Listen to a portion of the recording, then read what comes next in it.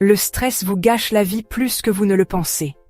Il influence silencieusement vos décisions, vos émotions et même votre santé. Mais vous êtes-vous déjà demandé quelle part de votre stress est réellement sous votre contrôle?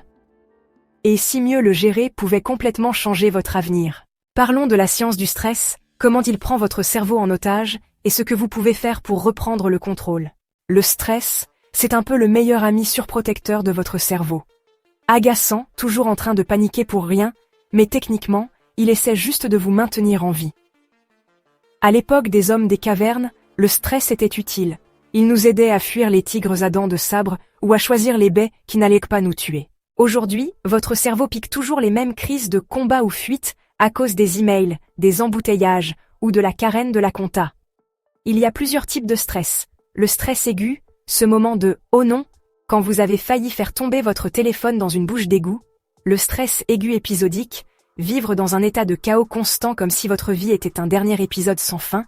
Et le stress chronique, l'usure lente et démoralisante des problèmes financiers, des relations toxiques ou d'un travail qui vous fait remettre en question vos choix de vie quotidiennement. Un peu de stress peut booster la motivation certes, mais trop, ça peut faire frire votre cerveau comme un ordinateur portable en surchauffe et entraîner anxiété, burn-out et une forte envie de disparaître dans le néant. La science le confirme.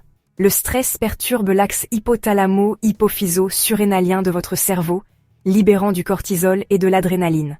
Ce qui est excellent par petites doses, mais à la longue, vous transformera en une coquille d'humain irritable et privée de sommeil. Ça perturbe même votre prise de décision, vous rendant plus impulsif. Donc si vous avez déjà acheté un truc ridicule sous le coup du stress à 3 heures du matin, blâmez votre chimie cérébrale. Les causes du stress sont infinies, le travail, les relations, l'argent, la fin du monde imminente, mais c'est la façon dont vous le gérez qui fait toute la différence.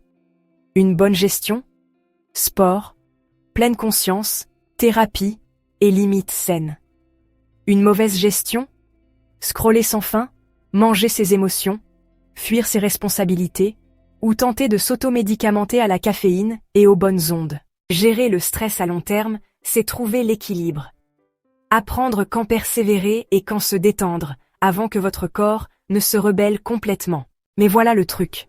Le stress n'est pas toujours l'ennemi.